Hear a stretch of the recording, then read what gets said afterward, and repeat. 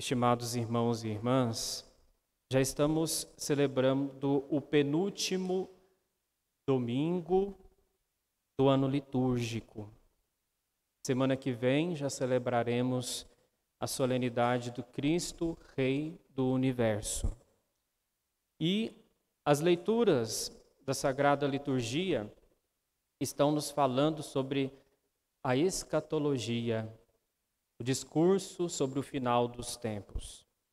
Acontece que muitas vezes nós estamos cansados ou não queremos falar sobre esse tema do final dos tempos, porque os nossos irmãos protestantes muitas vezes já nos sugam, de toda forma falando sobre isso. Então nós deixamos de pensar sobre o fim dos tempos, mas nós não podemos agir dessa forma. Não existe uma Eucaristia, uma Santa Missa que nós celebramos, que nós não estamos falando da segunda vinda de Jesus, dessa espera de cada um de nós. Na Santa Missa nós dizemos, depois da consagração, anunciamos, Senhor, a vossa morte e proclamamos a vossa ressurreição. Vinde, Senhor Jesus. Vinde, Senhor Jesus. Essa é a nossa esperança. E o Senhor virá julgar a terra inteira, como nós cantamos com o salmista, mas com justiça Ele julgará. Muitas vezes somos acometidos pelo medo quando pensamos no julgamento final. Mas nós somos convidados nessa liturgia a pensar sobre esse sentido do julgamento do Senhor que acontecerá em nossas vidas. E o salmista já nos revela que esse julgamento acontecerá com justiça e que deve ser acolhido com o canto de salmos, com o toque da harpa, da cítara suave. Aclamai os clarins, as trombetas ao nosso Rei. Vejam vocês, aplaudam o mar, todo ser que nele vive, o mundo inteiro, as montanhas batam palmas. Ou seja, o julgamento deverá ser uma ocasião de alegria para cada um de nós. É preciso que nós mudemos a nossa ideia do medo. Não podemos viver de medos. Vocês vão entender por quê daqui a pouco. Nós precisamos ser movidos por outra coisa. Nossa conversão deve ser movida por outra coisa e não pelo medo. A primeira leitura do profeta Malaquias vai acontecer imensas catástrofes no dia do Senhor. Mas o profeta termina dizendo: para vós que temeis o meu nome, nascerá o sol da justiça, trazendo salvação em suas asas. Então, meus irmãos e minhas irmãs, precisamos olhar com esperança para esse dia do Senhor, para esse dia do julgamento, e nos preparar bem para esse dia. Que jeito? Com a nossa conversão pessoal, ajeitando a nossa vida para que nós caminhemos na graça do Senhor. É não deixando para a última hora a nossa conversão, mas buscando vivê-la a cada dia, através de um esforço contínuo, de um esforço pessoal. Quantas pessoas fazem isto nos confessionários? Buscam a confissão como esse sacramento de cura, de libertação de todos os seus pecados. E nós não sabemos o quanto é potente esse sacramento, porque senão os confessionários estariam cheios. É um sacramento que cura a nossa alma, que lava a nossa vida e nos liberta dos nossos pecados. Então, às vezes, nós não sabemos aproveitar dos instrumentos que Deus nos fornece para a nossa própria santificação, para a nossa própria preparação pessoal. O Evangelho de hoje, meus irmãos e minhas irmãs, ainda nesse discurso sobre o final dos tempos, Jesus, ele percebe que algumas pessoas estavam dentro do templo, observando, contemplando aquele templo todo enfeitado com belas pedras e ofertas votivas. E Jesus questiona aquelas pessoas: vocês estão admirando essas coisas? Vocês estão admirando a beleza do templo? Não vai ficar pedra sobre pedra. Tudo isso será destruído. Em outras palavras, vocês estão se preocupando com o superficial.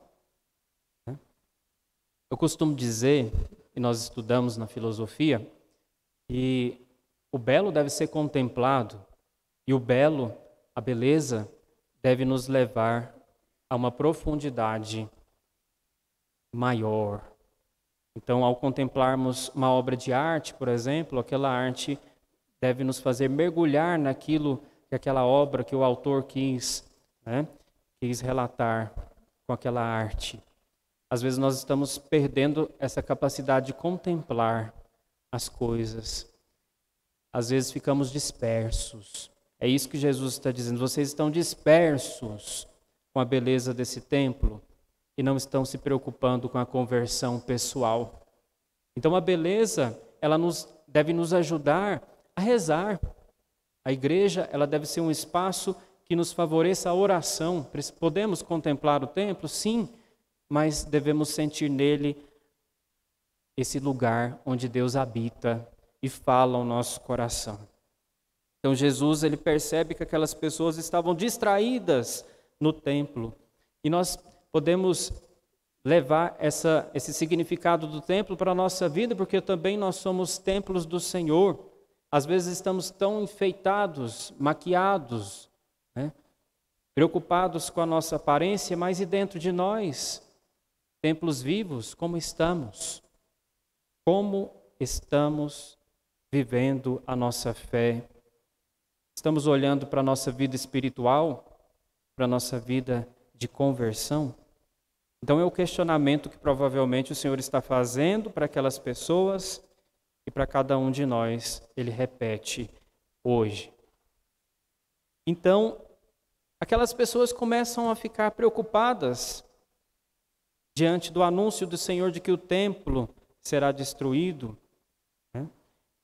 Jesus, ele vai fazer um outro anúncio para se tomar cuidado com aquelas pessoas que se apresentam como Messias, como os salvadores da pátria, dizendo que a salvação está aqui ou está ali. Jesus vai dizer claramente: não sigais essa gente, não sigais essa gente. Não se distraiam.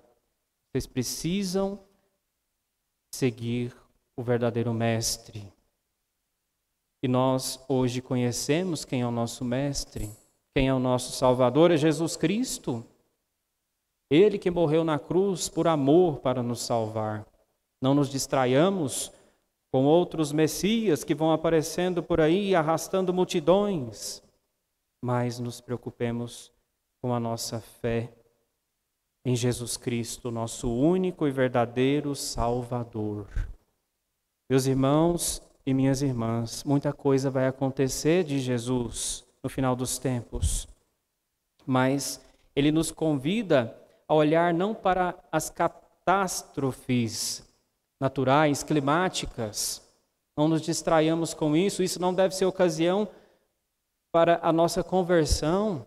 Não, nós precisamos aprender que necessitamos de andar na presença de Deus, necessitamos de Deus na nossa vida, e não apenas nos momentos de medo, de aflição e diante da morte, das ameaças de morte.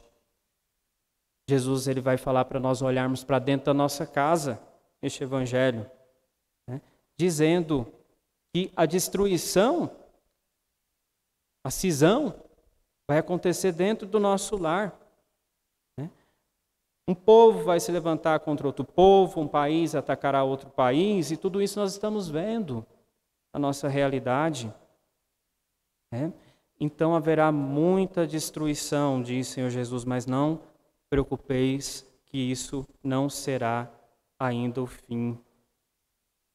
Aí ele diz o seguinte: sereis entregues até mesmo pelos próprios pais, irmãos, parentes e amigos. Eles matarão alguns de vós, todos vos odiarão por causa do meu nome.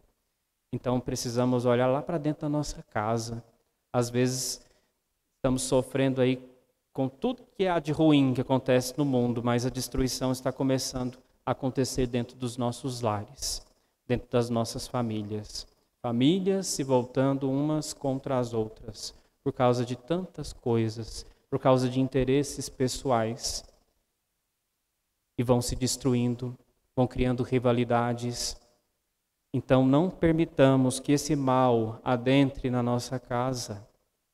Não permitamos que a nossa família seja destruída por interesses pessoais.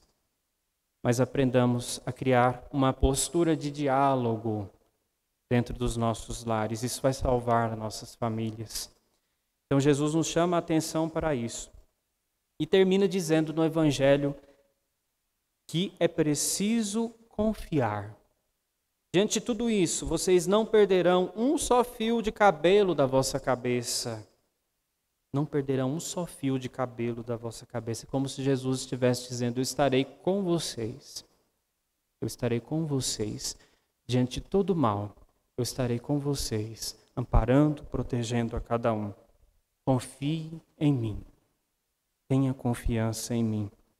É permanecendo firmes que ireis ganhar a vida. Foi permanecendo firme na cruz, suportando todo o sofrimento, toda a angústia, toda a aflição, que o Senhor nos trouxe a vida. Venceu a morte e nos trouxe a vida eterna. A exemplo de uma mãe que carrega o seu filho no seu ventre por 9 meses e traz nessa espera uma alegria. Assim nós precisamos também aprender a esperar esse dia do Senhor, esse julgamento do Senhor que acontecerá com cada um de nós. Mas São Paulo nos alerta sobre o modo que nós devemos esperar esse dia. Não podemos ficar com os braços cruzados na ociosidade.